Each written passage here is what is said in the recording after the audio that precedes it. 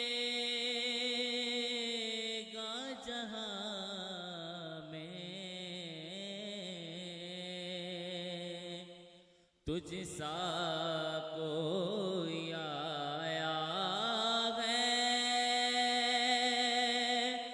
ना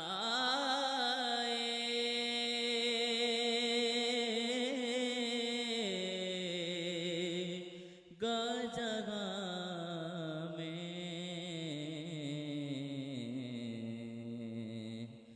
देता है गवाही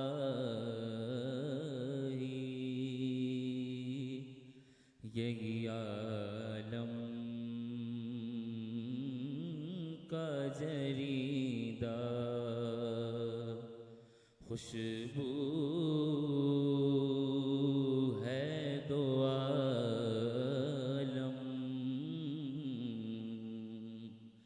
मैं तेरी ऐ गुले चीदा किस मुँह से बयां हो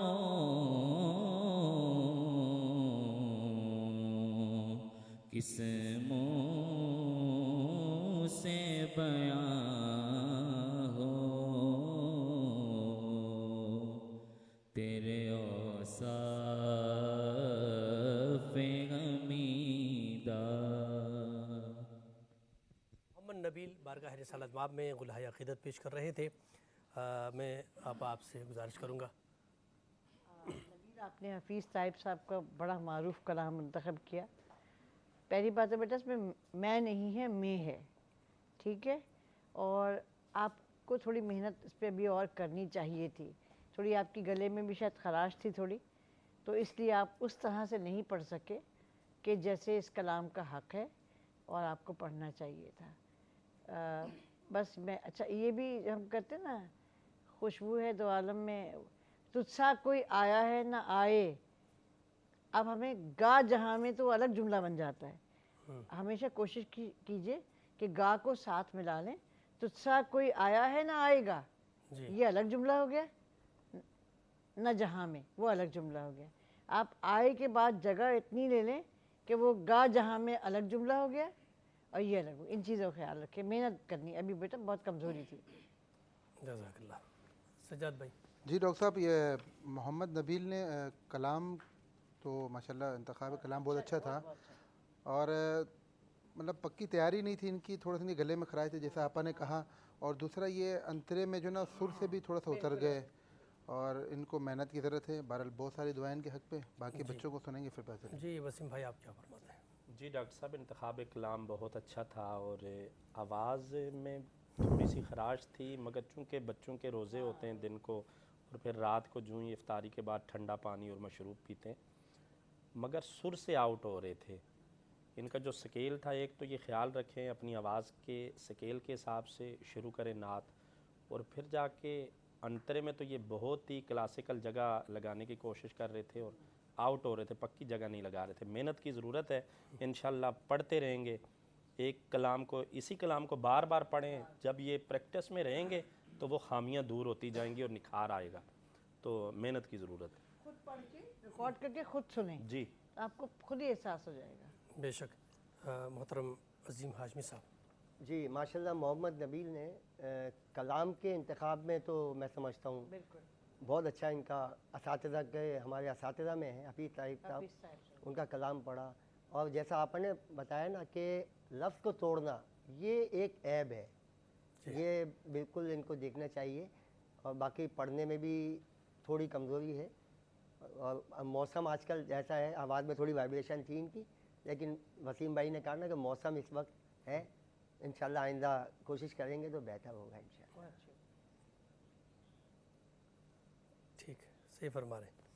तो नाज़रीन कराम, यहाँ पर मुख्तसर सा ब्रेक का वक्त हुआ चाहता है। ब्रेक के बाद आपकी खिदमत में हाज़िर होते हैं। हमारे मरहबा शहरी की बराह रास्त नशरियात में एक बार फिर आपका खैर मकदम।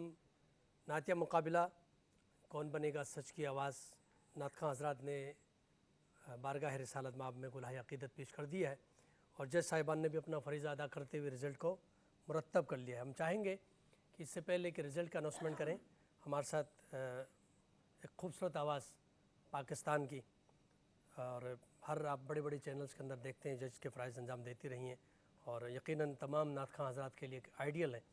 मेरी मुराद ताबिंदा आपा, मैं गुजारिश करूँगा कि अपनी आवाज़ आप लोगों का हुस्न ज़न है। बहरहाल बच्चों से कहूँगी मायूस नहीं, ऐसे ही होता है शुरू शुरू में जब बच्चे पढ़ना शुरू करते हैं ना, तो थोड़ा सा ये होता है कि तनकीद बर्दाश्त करनी पड़ती है, वगैरह यही तनकीद आप लोग को आगे लेकर जाती है।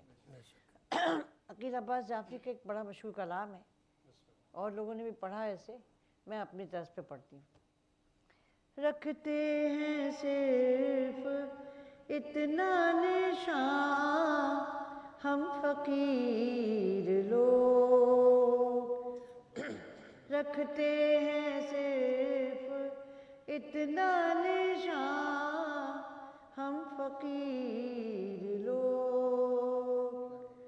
ज़िक्र नबी जहाँ है वहाँ हम फ़कीर लोग, ज़िक्र नबी जहाँ है वहाँ हम फ़कीर लोग।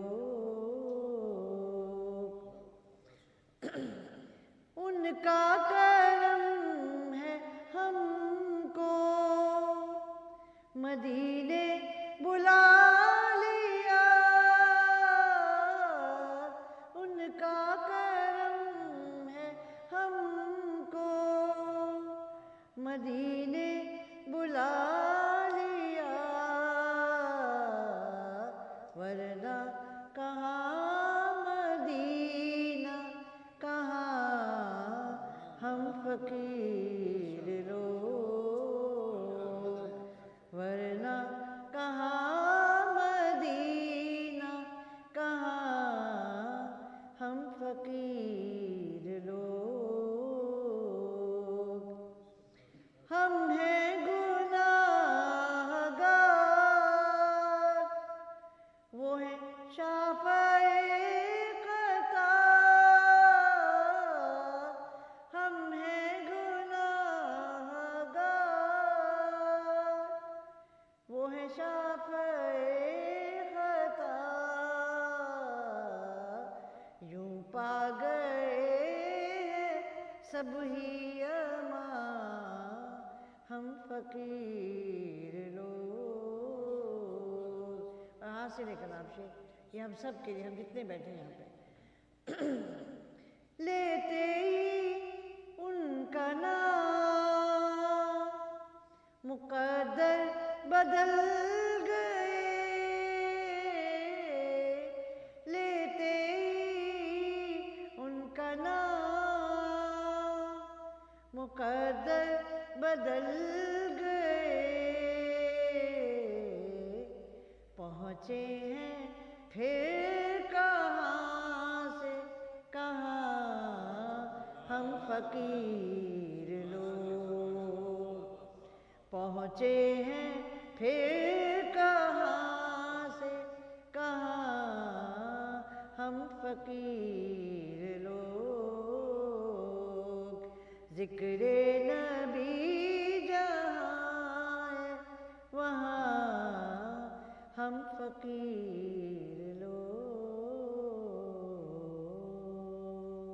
सुभान अल्लाह, सुभान अल्लाह, माशाअल्लाह। और ये देखें, यही बात है, हम लोग क्यों जमा हैं?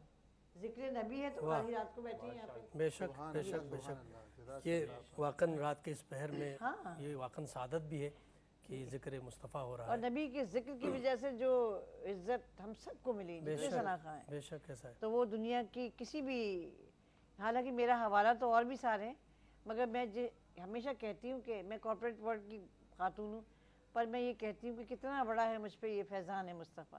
कहते हैं लोग मुझको सना खान है मुस्तफ़ा, ये सबसे बड़ा तारुफ, इससे बड़ा एजाज़ कोई नहीं। बिल्कुल बिल्कुल, बेशक इसमें कोई शक नहीं। ये हमारा जो रिश्ता है, अगर ये सना खानी ना होती तो हम एक दूसरे के करीब थोड़ी होते थे। तो ये सना खानी का सबसे बड़ा फैज़ है, सबसे बड़ा रिश्ता। और मैं समझता हूँ कि अपने जो असली रिश्ते हैं उनसे भी मजबूत ये रिश्ता है, हुजूर की सना खानी। बेशक बेशक, अल्लाह सलामत रखे। हमारे साथ मशहूर मारूफ नात ख़ां मोहम्मद अज़ीम हाशमी साहब तशरीफ़ फरमा है। मैं चाहूँगा कि बारगाह रिसालत माब में गुलहाय अक़ीदत पेश फरमाएँ। मैं اپنے چچا راج سعید ہاشمی رحمۃ اللہ علیہ کا وہ کلام جو کم و بیش 50 سال پیشتر انہوں نے پڑھا، حامد لکھنوی رحمۃ اللہ علیہ کا. حقیقت میں وہ لطف زندگی پایا نہیں کرتے جو یاد مصطفیٰ سے دل کو بہلایا نہیں کرتے. زباں پر شکوے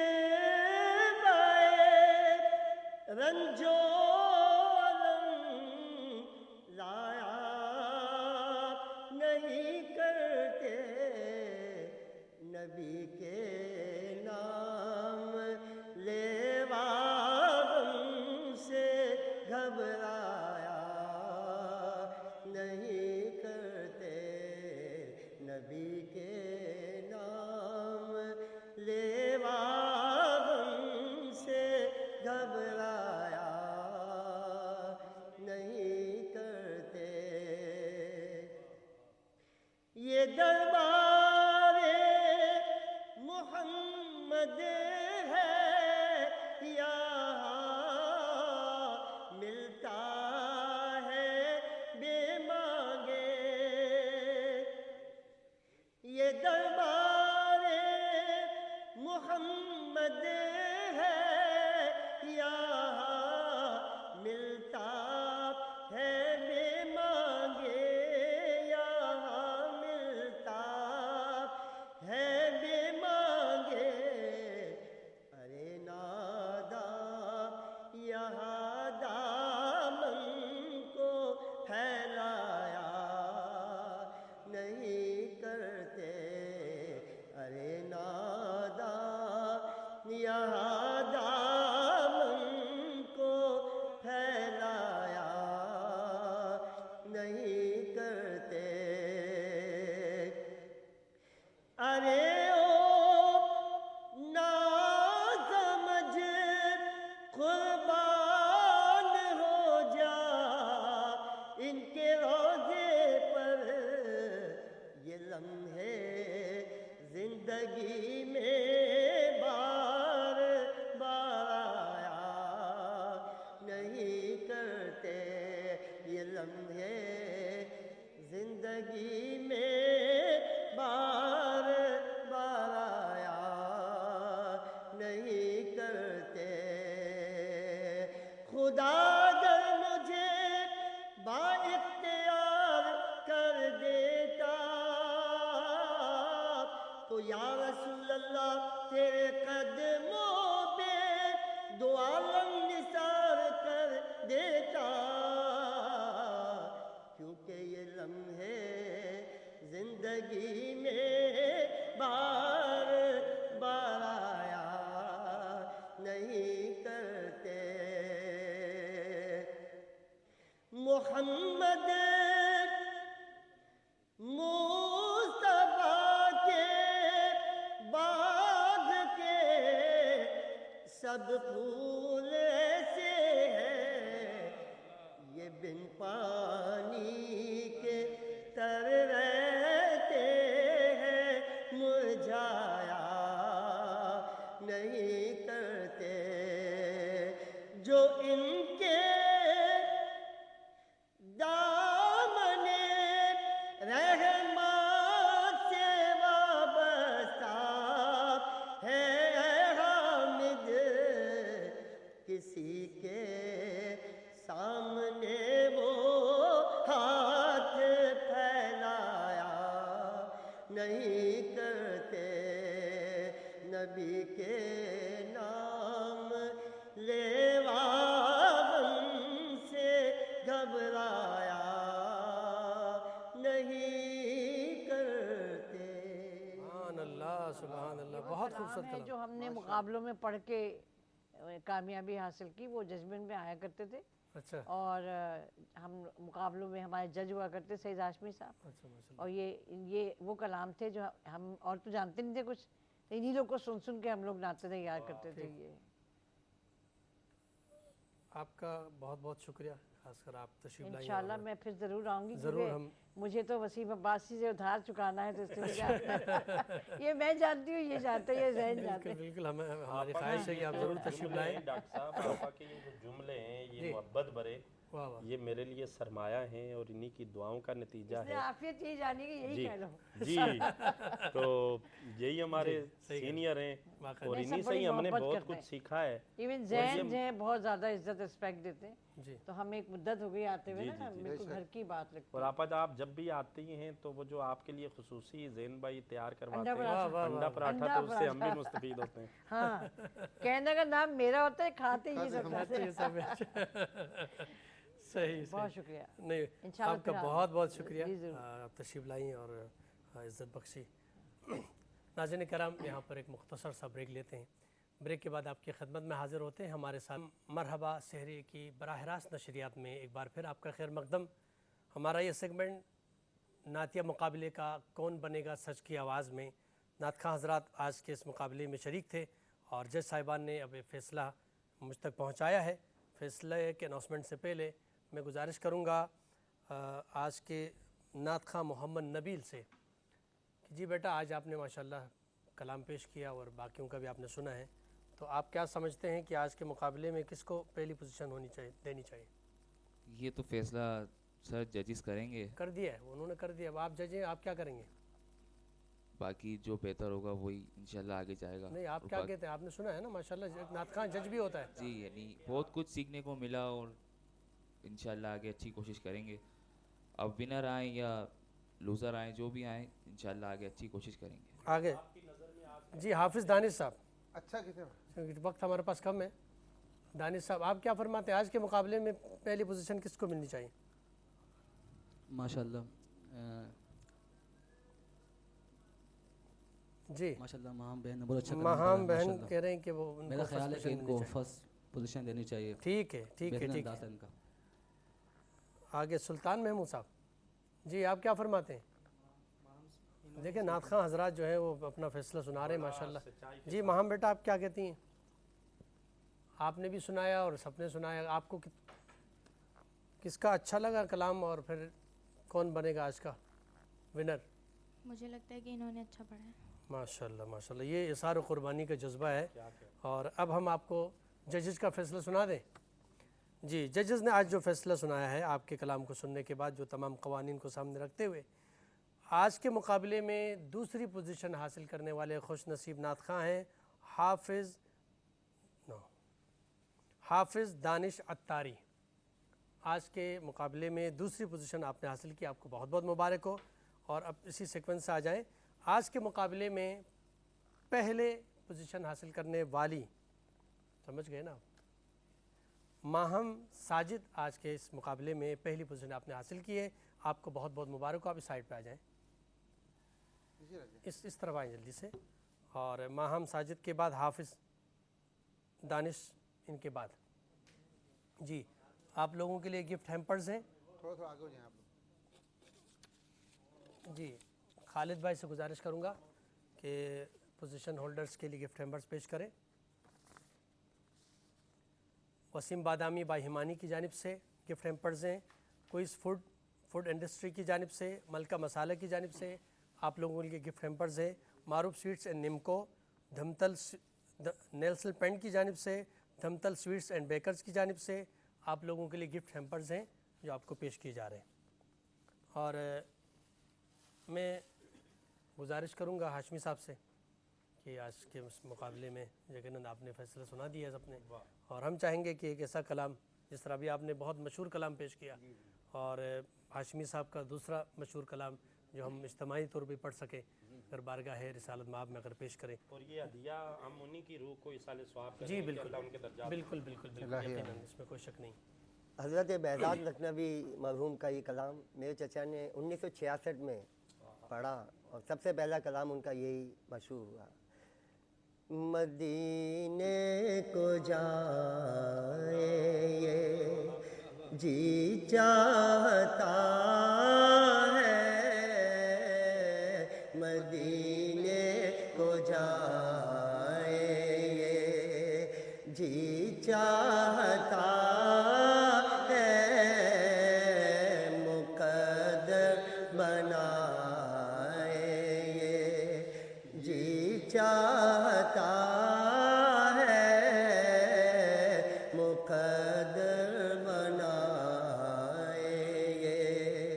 جی چاہتا ہے مدینے کو جائیں،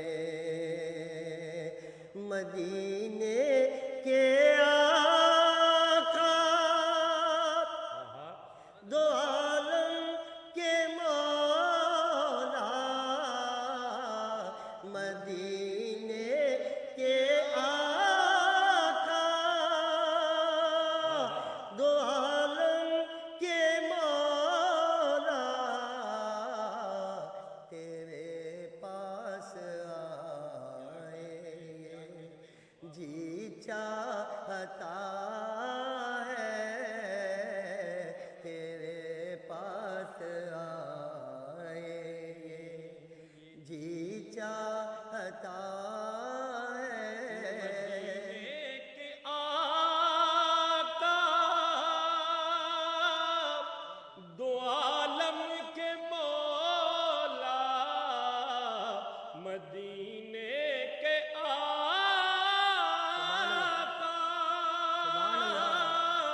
دو عالم کے مولا، تیرے پاس آئیں، جی چاہتا ہے تیرے پاس آئیں، پہنچ جائیں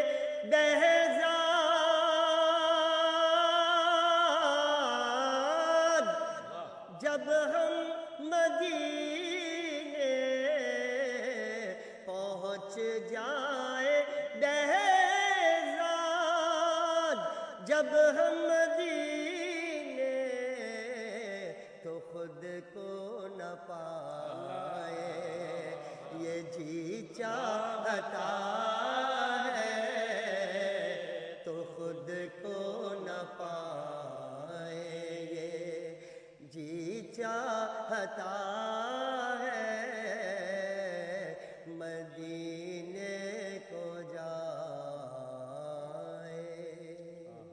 وسیم بھائی اگر کچھ پیش کریں ماشاءاللہ، ایک ماحول بنا ہے تو ہم جنت بھی انہی کی ہے، کوثر بھی انہی کی ہے، جنت بھی انہی کی ہے، کوثر بھی انہی کی ہے، سچ پوچھو تو اللہ کی رحمت بھی انہی کی ہے، اے دونوں جگہ یارو، اے دونوں جگہ یارو، جاگیر محمد دی کہندی نہ بن سکی ہے، نہ بن سکے گا واللہ، نہ بن سکی ہے، نہ بن سکے گا مثال تیری، جواب تیرا تو شائع خوب،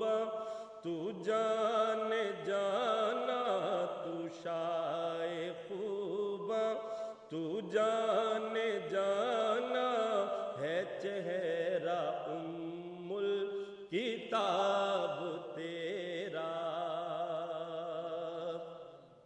مل لیندی نہ یوسف نو خود آپ تے وک جاندی، مل لیندی نہ یوسف نو خود آپ تے وک جاندی، اکھیاں دی سک لیندی ٹھنڈ سینے چ پہ جاندی، تک لیندی زلیخا جے، تک لیندی زلیخا جے، تصویر محمد دی کہندی نہ بن سکی ہے، نہ بن سکے گا واللہ، نہ بن